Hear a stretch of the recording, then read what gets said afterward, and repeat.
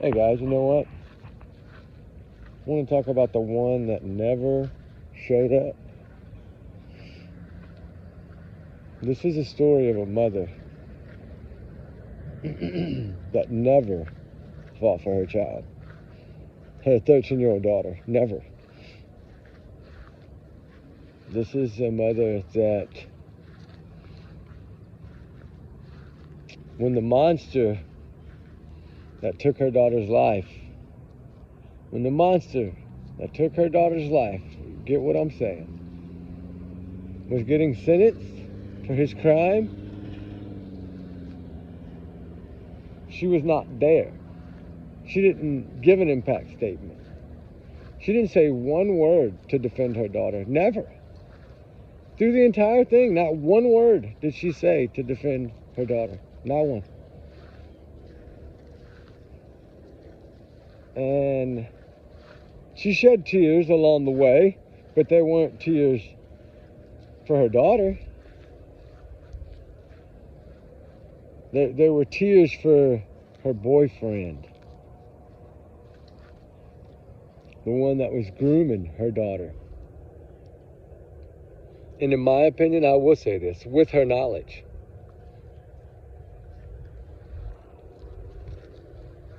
I don't have proof of that, but common sense is pretty easily said. I don't understand how 2025 there's a lonely bench right in Florida, over there by Orlando, Florida, by Kiss Me, I think.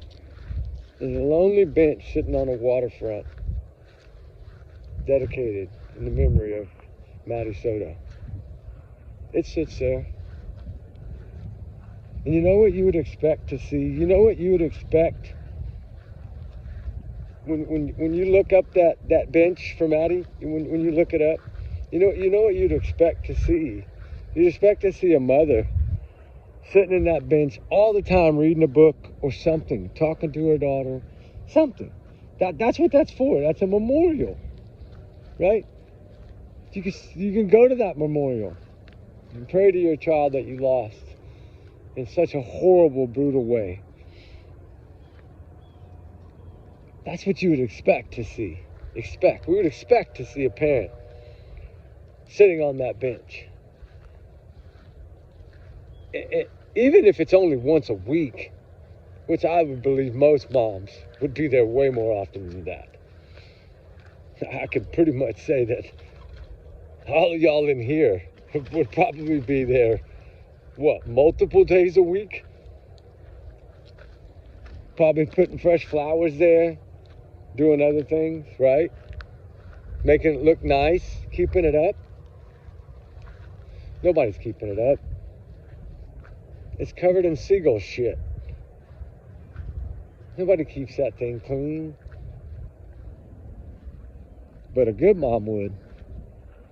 A good mom would probably be out there staining and lacquering it and weatherproofing it, right? Keeping it beautiful, like your daughter's memory is supposed to be beautiful, right? Isn't that what she's supposed to be, having beautiful memories about Maddie? But instead, she defended a monster that groomed her child for years. Possibly, up to 5 years maybe? We don't really know. But we can say it was a long time. Too long. One time is too long. Too many, I mean. So what do we really think in all of this about Jenn Soto? What do people really think about Jenn Soto? That's what I want to know. I bet if I ask all y'all, I know y'all's answers. Well, the majority of y'all's answers I know. Because I feel the same. And that's why I wanted to do this video, because as time goes by, this is a woman that I thought would already be arrested with everything that's gone on. I mean, everything has painted a picture for her to be arrested. They took her to the nut house to get her checked out to make sure she could stand trial. I mean, they don't do these things for no reason. I mean, what are they waiting on? Because I still do feel that something's going to come at it. I don't know why. I've always had this feeling that it would not end well for Jenn Soto. And I think maybe because of the interviews, like just seeing how her actions are. And you remember when that one detective, he was so disgusted at her, he started screaming. Like, he was just like, how are you not defending your child? How are you defending a monster? Really? And I think he even called her out on it. Can you imagine how hard it is for them, knowing that she's walking free every day? I mean, all she seems to do is, what, pop medication all day and beg for free government help. That's what she does. She's one of those that our tax dollars pays for her to live. Well, not mine, because I don't live in Florida, but people in Florida, the taxes are paying her for her to live and to pop all her medication every day. Yeah, to make sure her little habits are fed. Well, his habits aren't getting fed anymore. That man was a walking tranquilizer, in my opinion. And now, he's just a cell block skeleton. Right? That's what my grandpa used to call them. Cell block skeletons. You know, the ones that they're never getting out of there. They'll be a skeleton when they get out of there, right? Like, you know, they're going to be gone when they leave there. He's a skeleton. That's all he is. He's a state-owned property. So if to me, I think the state of Florida, when there's a hurricane or something, I think they should use all them prisoners and convicts every day, 12, 15 hours a day out there cleaning up trash off the beach. That's what they should do with all of them. Make them work hard. You see that man working? Just like seeing Jenn work. Could you see Jenn working? I can't see Jenn working. I can see Jenn laying in bed, trying to find a man that'll sit by her every day, do what she wants him to do. That's all it was. Is Stearns just did everything that she wanted him to do. That's the thing. He went to her for everything, I think. And that's why the factory resetting of the phones, I believe she did that. I don't think he did that. I honestly don't think he has enough common sense to do that, to be honest with you. The way he tried to explain how he accidentally did it, I really don't think he even knows how to reset it, and that's why he said it that way. He might be smart on some things, but I don't think he was smart in that. And evidently she wasn't too smart on it either, because everything stayed. But, you know, the thing is, you know, in a way you wish that, hey, cops could have like a week to investigate a case and then give, like, I think that after Maddie was found, they should have gave Jenn Soto a lie detector test. That's what I think. Apparently, after. To where they could have asked different questions, right? Because then they had their answers and they had Maddie. Because they found Maddie pretty quickly, to be honest with you. And it's just like driving that car, right? Jenn made the comment that he was not allowed to drive her car. So I still think that she might have gone with this man out there to where Maddie was. You know, when her car is seen passing that license plate reader. Remember? I do think it was dark. She couldn't have been seen. She knew she wasn't going to be seen in that vehicle. That was before they were booted out of their house. That was like the first night. And that's when the cadaver dogs hit on her car. I mean, how did that not even... You see what I'm saying? There's so many things they could have used. So many tools. And I know all they were worried about was finding Maddie and arresting Stearns. That was their goal. And they just kind of went with that goal. And I understand. When something happens that quickly, of course, everything to police is minute by minute. They want to get that thing closed, solved, arrest made, done. Bam, close, quick. Get them in there and let them go stand trial. Right? That's what they want. And I think through that, they got lost, maybe. Or maybe they just really didn't have enough to charge her with, like, laws-wise. But laws-wise should tell you, with her saying that she sent her daughter upstairs to sleep with this man should be enough, with the amount of locks that he had on his door. I mean, that's what I'm saying. This is some sick, twisted. This is one of those, and you wonder why a teacher or a counselor or someone, how CPS didn't get involved, right? God, all she had to do was just tell the right person at school, and this could have all been fixed. Not all fixed. She would have been scarred for life, but she could have been to therapy, and you know what I'm saying? And she could have had a life. A life. She was so young. She could have had a life. God, if she would just spoke up. It's so hard. It makes you so hard. You just want all these kids to just shout from the rooftops, right? And regardless of what people think, because there's a lot of people that think that Maddie actually was kind of thought she had a relationship with Stern, as an adult relationship. A lot of people think that Maddie felt that way about him. That's what he trained her to do, right? It wasn't a choice. She was groomed. And we talk about that. We've been talking about that a lot in the Christina Formella case. She groomed that poor special needs boy for 2 years. And people want to look at it as the case not that big a deal because she's pretty. Nuh-uh. Really? How do you see pretty when you look at someone that did what she did? That's not about beauty. That's an ugly person. That's a monster. That'd be like y'all saying Stephen Stern's is pretty. It's the same thing. He did it to Maddie for 2+ years. She did it to this boy for 2 years. It's the same scenario as far as that part of it goes. Not the ending, not the unaliving part, because that didn't happen in the Christina Formella case. But it did. It still wasn't the kid. My point is, these kids still don't talk. This was a 14-year-old boy. Then he was 15. He still didn't talk.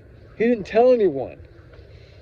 And then you see how he was groomed, how he was programmed that if you get caught, that one time I think was part of their plan as from when he was probably first started being groomed, was always just say one time, just say one time, just say one time. Maybe that was her plan. She was a master manipulator. Christina Formella she is a master manipulator. That's what she is. She manipulated a man into marrying her that she doesn't even love. He's seen those messages. He knows that she put that in there. She said, I'll marry him, then leave him right away and we'll run off with millions. This is what groomer people do. But my point is that boy didn't, just like Maddie didn't speak up, this teen didn't speak up either. It took his mother to catch it. Because why? Because he broke his phone, his cell phone. Like teenagers, it happens. They break their phones a lot. It happens. And so she was just setting his new phone and turning his stuff on and downloading everything for him to his new phone for him as a good parent.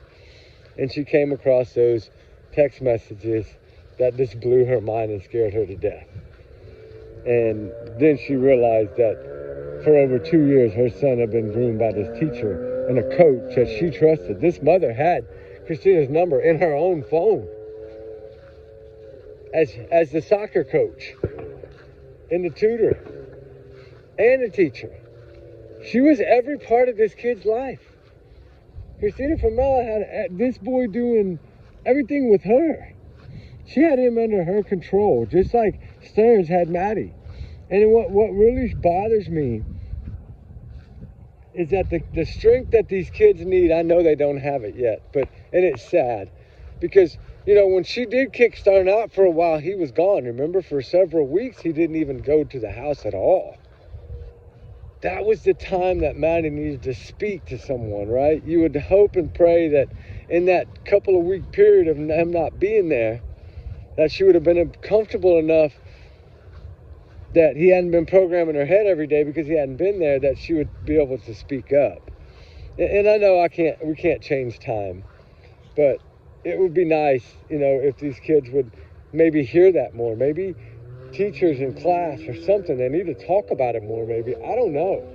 To get these kids to speak up. Because If it wasn't for that boy's mother, this case right here with Christina Fermel, she'd have got away with it forever. If it was not for that mother, she would have got away with this. She got free. And now she's facing 60 plus years. I mean, she's going to plea, you know that. I mean, they're already, I think, meeting about it. But that was what I was told. I don't know. Take that as a grain of salt. But that's what I told her. And I figured she has no way to win. It's either 60 years or 30. Or, that who knows, they might do 35 on the plea. I don't know. They might do 25 on the plea. But still, 25, 35, that's a long time in prison. At least she can't hurt any kids for all that time. Right? Stearns, he can never hurt another child again. He's done for life. So to me, yeah, I would love to see Christina Fermel fight it and get 60 years. But, you know, the odds of that nowadays, 2025 is all about taking pleas. I told y'all that at the beginning of this year. What did I say? If this is the pleading year. I don't know what it is. All these cases, Grandma Tiffany, all of them, look at them. They're all getting that. Please, please, please, please, please everywhere in cases that you know they should fight. But doesn't matter. They just want them to admit to that guilt. But Grandma Tiffany didn't even admit to the guilt. She pled no contest. But I think she'd already ratted anyway, like confessed anyway, like on paper, you know. But, you know, it just makes you wonder why Jenn Soto is not paying the price for anything.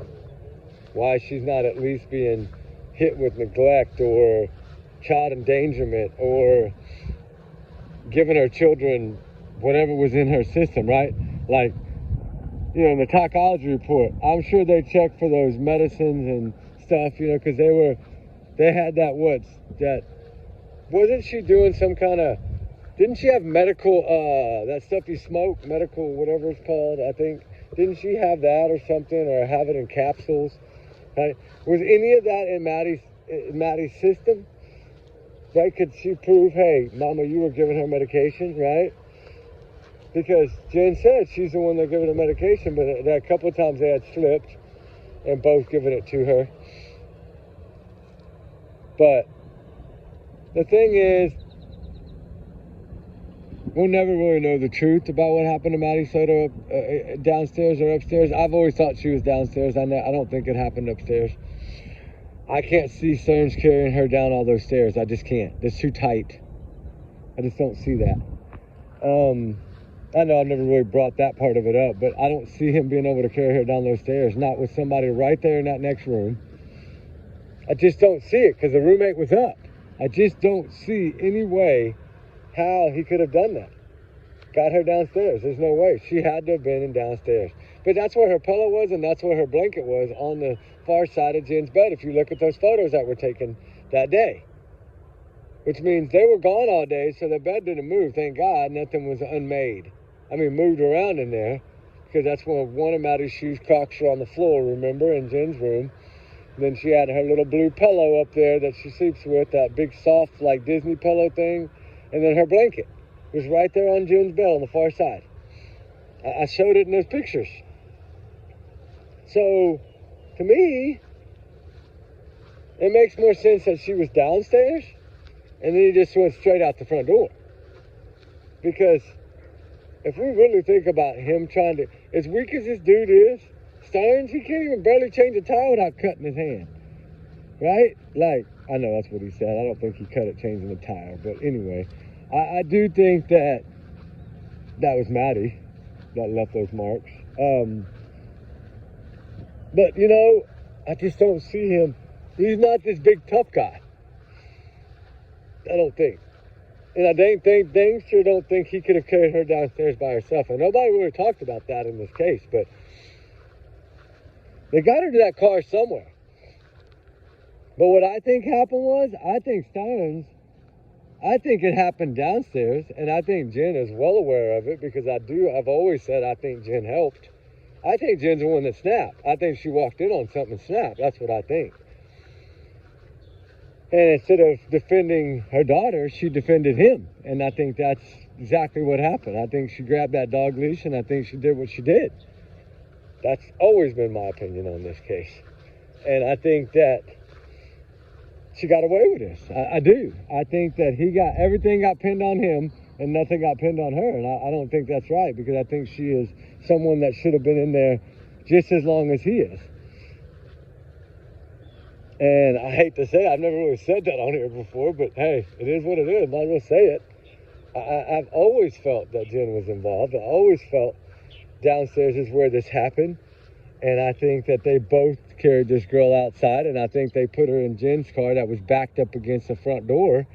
I think they stuck her in the back of Jenn's car and covered her with a blanket. And I think then they turned the car around and pulled it in to where then he could just pull right up on the passenger side behind the back of it, open the hatch, and put her straight in the passenger front seat. I think that's exactly how he did it. That's exactly my opinion of it. That's what I think. And I think that's why the dogs hit on Jenn's car. That's exactly why I think they hit on the back of Jenn's car. For that reason right there. The trunk of that car was hit by that dog. So I always felt like, okay, at first, either he did it, or she didn't know, or they both did it, and then she realized, I don't want her in my car, put her in your car. Is that why, he brought his dad's car or whatever? Is that why, I don't know. I really don't know. But I've always also wondered, could this have been Jenn all along and Stearns came later to help her cover it up, right? Could Jenn have done this and Stearns just stepped in and helped? I would think if he'd have done that, he'd have ratted. But then again, evidently he did talk a little bit. So that's what I was told, and that's why I thought that she'd be arrested by now. I really did. I thought they would have already got her by now. But I don't know, maybe that stuff takes longer than that. I don't know. But allegedly that's what was said, is that he pled no contest, and then his new plan is now he's going to try to pin it on Jenn so he can maybe get his sentence lifted. I don't know, get his sentence changed, but he's not getting nothing changed. He's done. He's not getting that. When you plead like that, you're done. You're not getting that now. I mean, I know he can try to say, no, he did this, or he wasn't thinking, or he was out of his mind at the time, or something, or they had me on this medicine and I didn't know what I was saying. He can always probably try that, but I don't know. I don't think it'll work, but you never know with Florida. I don't think so. But can Jenn be charged? Oh, yeah, I think she can. And I think if they... Man, if it would be a little late for him to say anything now, like try to say that Jenn did this or did that now. It would be hard because it's been so long, but still would like to know, did Jenn help? That's one thing that's always bothered me, because I never knew if she helped. I've always felt that she did. And a big part of me feels that she did it all herself, and he was kind of like the cover-up man, like, hey, I know you've been doing this to my daughter, and I did this, now you help me or I'm going to take you down with me. And I think that it just ended up, Stearns took the rap for everything. And I think that all along she was like, I'll get your lawyer, we'll fight for you, whatever. And I think all that changed. And when Jenn realized, oh my God, I'm going to go to jail if I don't start going against Stearns. So I think she just cut everything off cold turkey. But I would like to know, has she written him any letters, right? We know she's talked to him in the jail, right? Didn't they say that there's a couple phone calls, but nobody could get him? That she did speak to him while he was in jail? So maybe it was early, I don't know. But regardless, like, it makes you wonder, how does she get up every day, look herself in the mirror, and go about her day, right? Do you think she gets up wondering, is Stearns going to tell on me today? Like, I always wonder if that's what she thinks every day. Because if that's what she tells herself in the mirror every morning, then at least that's eating her up, right? It's going to eat at her. It'll eat at her for a while. And who knows? I think that something eventually will come out. It might be years more down the road, but, it's kind of like the watch thing. I think that girl helped, right? Chris Watts, I think his girlfriend helped. And I think eventually something's going to come out. Just wait. Eventually, some kind of proof is going to pop up from somewhere. Something they missed, and they're going to be like, oh my God. Because I do think that was her leaving that garage in that security camera. I do think she was there. But I've always thought she helped. But then again, you know, evidently they didn't feel that they could prove that. So you would think with phone records, but I guess you never know. But you know, the thing is that in this case, Maddie,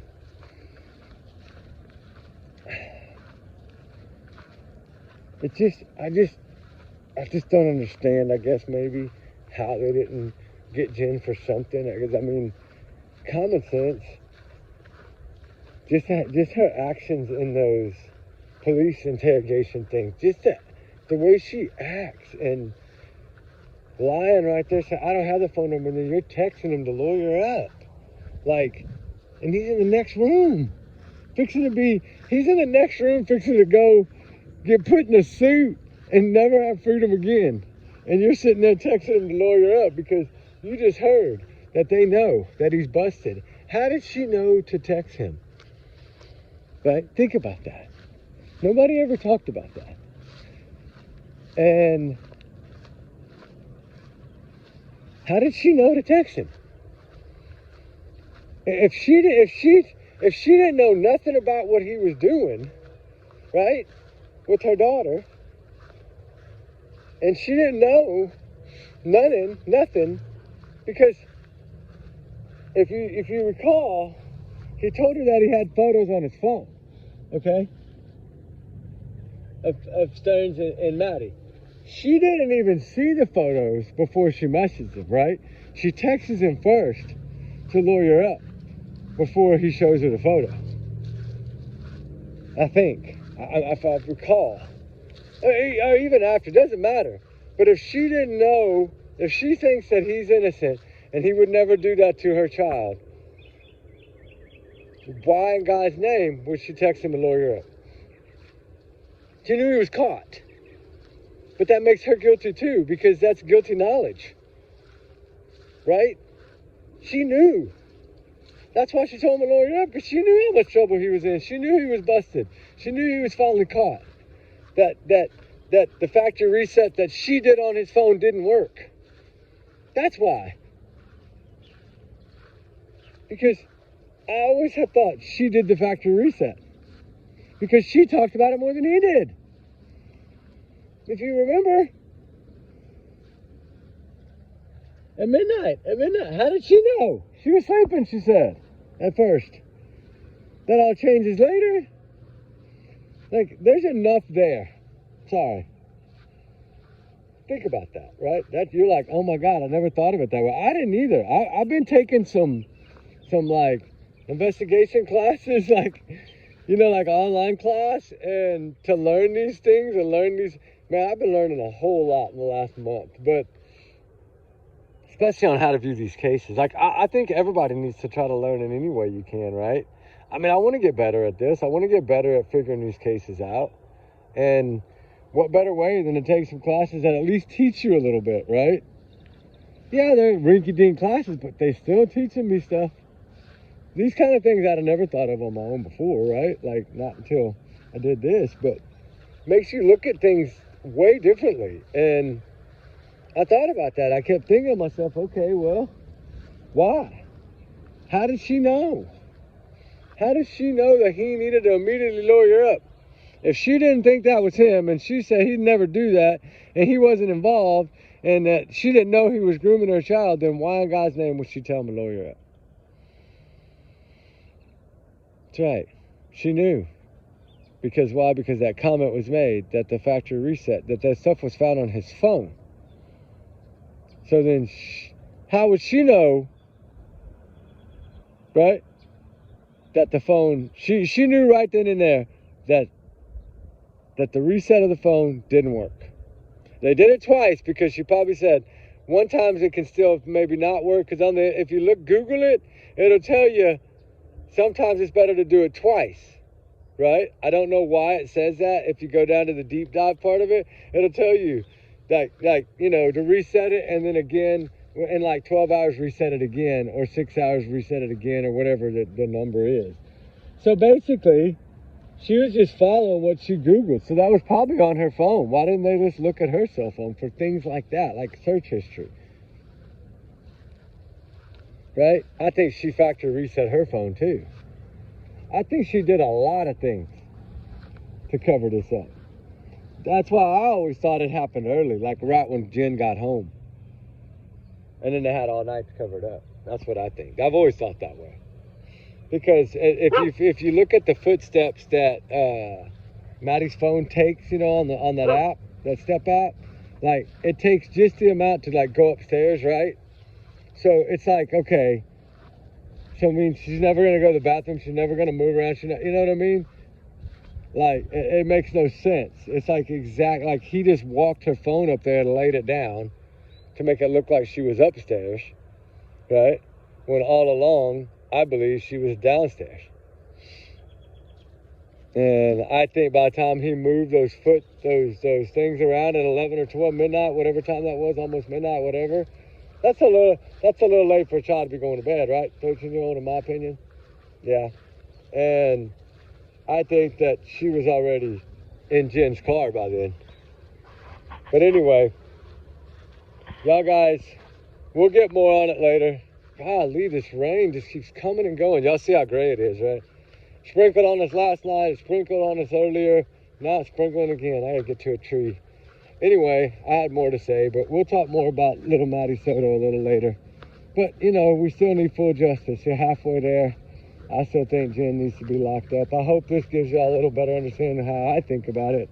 And y'all let me know what y'all think. Y'all think that this is something they should really look into? All right, guys. Justice for Maddie Soto, always. Trigger warning sounds 100 million. Everyone's innocent until proven guilty in the court of law. We know that. Jenn ain't been charged. I'm not saying she has. She's not. They haven't said she's guilty of anything. Not yet. We'll see what happens. Everyone's innocent until proven guilty in the court of law and sentencing. But anyway, y'all know what I'm getting at. These are my thoughts and opinions, right? That's what this is. My free speech. I'm entitled to it, dang it. But don't take my word for it. Allegedly. All right, guys. We'll talk soon. We love y'all. Trigger warnings. And remember, I already said y'all's comments, y'all's alone, not to reflect the channel.